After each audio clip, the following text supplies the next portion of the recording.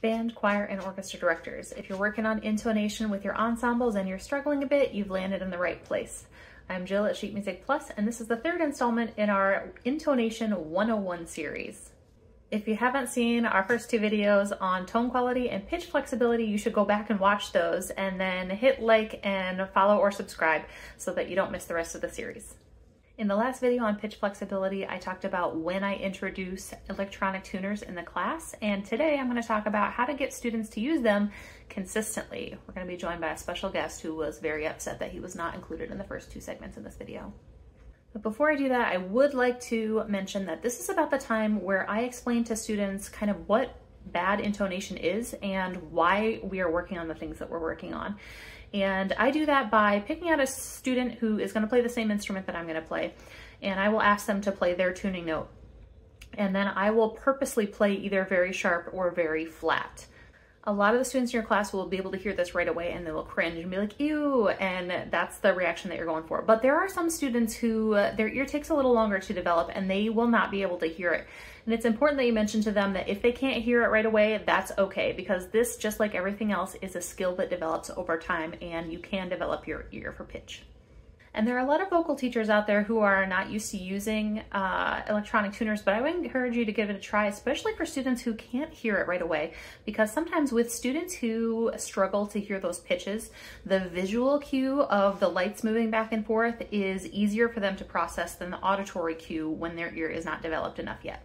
So to develop consistency, the first thing that I do is I give each student a pitch check chart, and I will put that up here so you can see it. And I'm going to put a link in our bio so that you'll be able to download a free PDF copy. This is a chart that I print for each student, and they just keep it in their folder with all their music, and so that they're able to check themselves on a regular basis.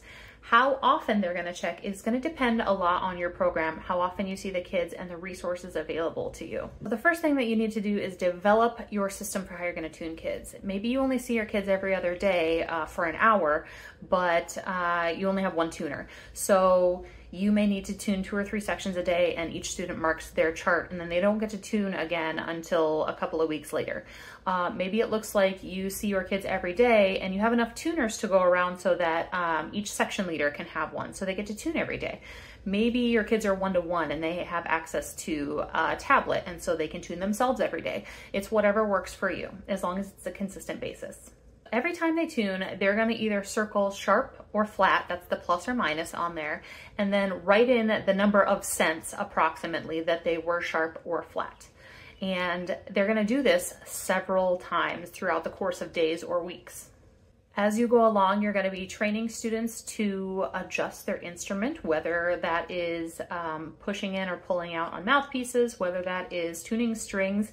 If your students are ready to tune their own strings by this point, maybe you're still at the point where you're tuning strings for them, or adjusting their voice based on how sharp or flat that they are. And what you want the students to be doing is looking for trends over time. Oh, I tend to be flat. I tend to be sharp. And so that knowledge and that awareness starts creeping into where they are so that they can set their instrument more accurately, or they can adjust their voice more accurately. It's important to stress to students that they're not going to be perfect every time, and that a lot of factors will affect their intonation. And so it's okay if they're way off one day or multiple days, and that this is just part of the journey and the process in getting good intonation, because it's never going to be perfect, even for the pros. So don't forget to visit the link to get this chart, a free downloadable version, and then you can use that one, or you can use it as a jumping off point to make your own if you want it to be a little bit different than mine.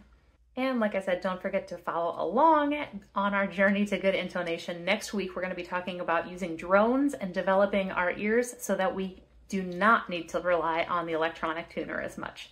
Catch you next time.